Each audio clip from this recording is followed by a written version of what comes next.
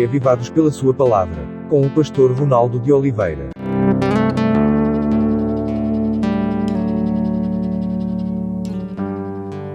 Este é o seu programa Reavivados por sua palavra da TV Novo Tempo. Bem-vindo e bem-vinda.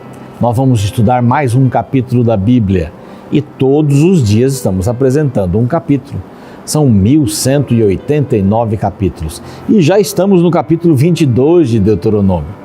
Estudar um capítulo da Bíblia por dia é uma excelente maneira de começarmos o dia, de estudarmos a palavra de Deus. Eu convido você que continue conosco, que participe conosco nesta maratona maravilhosa, sair com os projetos de Deus no coração. Você estuda a palavra na primeira hora do dia, isso é o melhor horário. Mas se você não puder, lógico, escolha um horário, fixe esse horário e estude a palavra, ok? Muito bem, vamos lá? Estudar hoje o capítulo 22, é um capítulo que tem uma porção de leis, várias leis. Lembre-se, nós estamos no segundo discurso de Moisés. E aqui ele vai dando várias leis para o povo de Israel, todas para serem aplicadas quando entrassem na Canaã, que Deus estava preparando, ou preparou, não é? E que o diabo colocou uma porção de gigantes ali, de povos guerreiros, maus, que ofereciam seus filhos em sacrifício aos seus deuses, que tinham sacerdotisas e sacerdotes, que mantinham relações íntimas com os adoradores. Eram coisas aí absurdas que aconteciam, né? Passavam os filhos pelo fogo e coisas incríveis. Deus disse, vamos tirar esse povo dali, a terra é de vocês. Vocês ficaram 200 anos no Egito e Satanás fez com que viesse outro faraó que não conhecesse a história de José, e perseguiu vocês ali, humilhou vocês ali, mas agora estamos entrando em nossa terra. Vamos ter que tirar os inimigos ali. E aí a história com Josué no nosso próximo livro. É uma história também muito interessante e tem um valor dentro da história do povo de Israel, da minha história, da sua história também. Vamos lá, são várias leis e a primeira lei que aparece aqui é do boi, da ovelha ou do jumento que é encontrado e ninguém sabe quem é o dono. Então, se você encontrar um jumento, um boi, uma ovelha, não sabe quem é o dono, leva para casa. Se você souber quem é o dono, devolva para a pessoa, né? Mas não sabe, leva para casa e quando o dono for buscar esse jumento, essa ovelha, esse boi, você então restitui.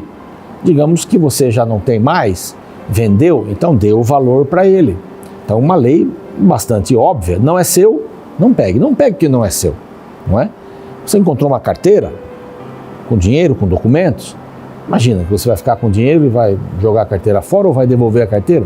Se está lá o nome, não é? Devolva, isso não é seu, você não precisa daquilo que não é seu. A frase achado não é roubado é complicadíssima, né? Achado não é roubado, é meu. Não, é de alguém. E se você pode devolver, restitua a pessoa. Claro. Então aqui vem essa lei, ela abre assim esse capítulo. Agora no verso 5 tem uma outra lei. Ela diz assim, a mulher não usará roupa de homem, nem o homem veste peculiar à mulher, porque qualquer que faz tais coisas é abominável ao Senhor teu Deus. O que acontecia com as nações ao redor ali de Canaã, não é? Amorreus, etc. Amorreus é o nome que se dava ali quase que a todas as nações, não é? Como um símbolo, não é? Dessas nações que estavam ali, jebuseus, heteus, etc. Então, o que essas nações faziam? Essa questão de homem se vestir de mulher, para ser mulher, seria travestido de mulher, ou mulher que se traveste de homem para ser homem. Então, com atividades, tinha que ver com adoração de deuses também, com cultos a alguns deuses. Vocês não vão fazer isso. O que acontece engraçado é que muita gente pega esse verso e diz assim, olha, mulher não pode usar calça comprida. Isso aqui é um absurdo, o texto não está dizendo isso. Não está dizendo isso, de forma nenhuma. Ele está dizendo outra coisa, quando você se veste para parecer o que você não é. É isso. E para agir como fosse, mas não é. Então tem nada a ver com isso, né? A igreja aí no interior, que ficam brigando, que calça comprida pode ou não pode. Isso não tem nada a ver com esse texto. Esse texto aqui é muito mais abrangente do que isso. Está ali. Então não se vistam como os povos da região. Homem como mulher, mulher como homem. Não, cada um siga o seu caminho aí, né? Em outras palavras. Bom, não vamos aprofundar muito isso, porque tem outras coisas aqui para falar também, né?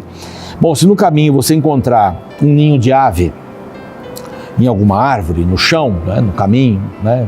Caiu de alguma árvore. Então, aqui diz assim, não mate a mãe. Leve os ovos, mas não mate a mãe. Preserve a vida. Se você matar a mãe, não vai mais produzir ovos. É a história da galinha dos ovos de ouro, né? Você queria saber onde que estavam os ovos de ouro? Lá matou a galinha, acabou, não tem mais ovos de ouro. Então aqui é a preservação da vida. Muita gente mata por esporte. Não é? Há países, na África, por exemplo, que alguns animais desapareceram. E aqui também. Essa mania de você matar por esporte. Vai comer? Ok, vamos comer. Precisamos comer. Alguém que mora no sítio, alguém que mora lá no Amazonas, né? Não tem uma padaria do lado, na esquina de casa, a mais próxima é depois de 120 quilômetros. Né?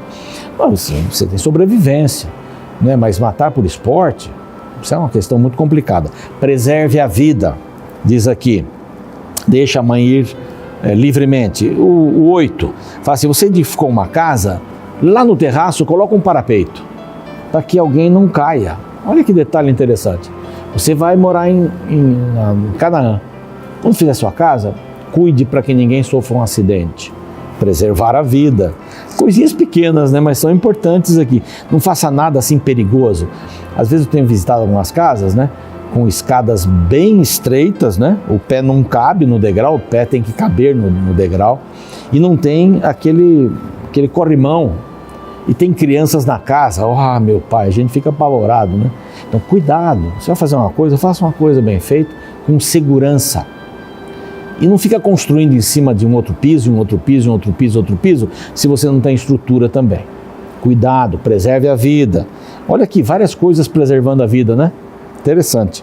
O outro verso diz assim, não lavrarás, aqui, não colocarás duas espécies de sementes, vai dar confusão onde você vai plantar. Coloque só uma espécie, faça uma coisa direito. No outro canteiro, coloque a outra espécie. Não está falando aqui sobre cruzamento, né? De jeito nenhum, né? Não é esse tipo de coisa. Verso 10 assim, não lavrarás conjunta de boi e jumento. São diferentes, um vai se cansar mais do que o outro.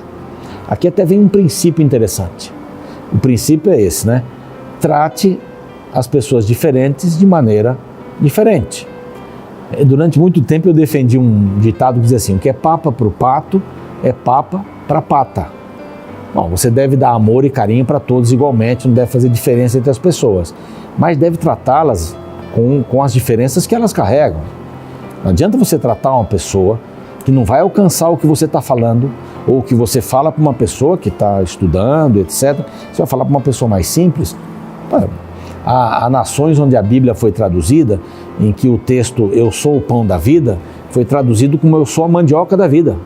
Porque a mandioca era a coisa mais importante, eles não faziam pão naquela tribo, naquela nação, naquela região.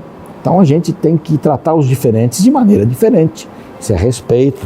Respeito à vida também, olha, é muita coisa bacana aqui. Eu estou no 8, tem 14 aqui, vamos tentar terminar mais rápido aqui. Fala um pouco sobre as vestes, fala um pouco sobre a cobertura da cama e tal, eu vou deixar isso aqui. Mas vai falar um pouquinho sobre as leis da castidade do casamento. Bem interessante. Se o homem casar com uma mulher, depois coabitar com ela, a aborrecer, ter aversão dela, a palavra aqui é ter aversão dela, casar só por beleza e tal, mas no dia a dia começar a ter aversão e começar a dizer que eu me casei com ela, ela não era virgem, começar a mentir. Então a família dessa moça deverá pegar o lençol, aqui diz provas da virgindade, né? Quando se casava na primeira noite, o lençol branco era manchado de sangue para provar a virgindade.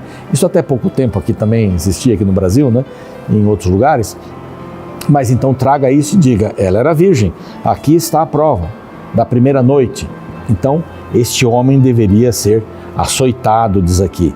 E tem uma porção de coisa, e pagar ainda uma multa, não é? Se isso daí fosse verdade. Se não fosse verdade, a mulher sofreria as consequências. Verso 22, se o homem for achado deitado com a mulher que tem marido, ambos morrerão.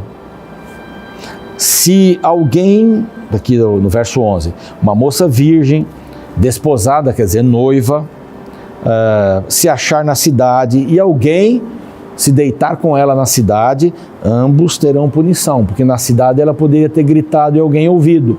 Então ela não gritou porque estava aí aquecendo a esse convite. É um estupro, mas é um estupro assim meio convencional, né? Aliás, o estupro vem agora, no verso 12. Diz assim, alguém então pegou uma mulher no campo, ela gritou e ninguém ouviu, isso é um estupro, então aí o homem acaba sendo punido. E se achar uma moça virgem, que não está desposada, não tem noivo, e você for lá e se deitar com ela, então você vai pagar uma multa para o pai dela e vai ter que se casar com ela. Coisas importantes, né? Coisas importantes para uma nação que não tinha regras e precisava ter regras. Deus é o Deus que tem regras, tem limites, tem orientações, e que a gente possa ouvir essas orientações e tirar lições para a nossa vida hoje. Eu vou estar aqui orando por você, pelos seus queridos, para que todos tenhamos uma vida feliz em Cristo Jesus. Tá bem? E vou aguardar você para o nosso próximo encontro. Um abraço.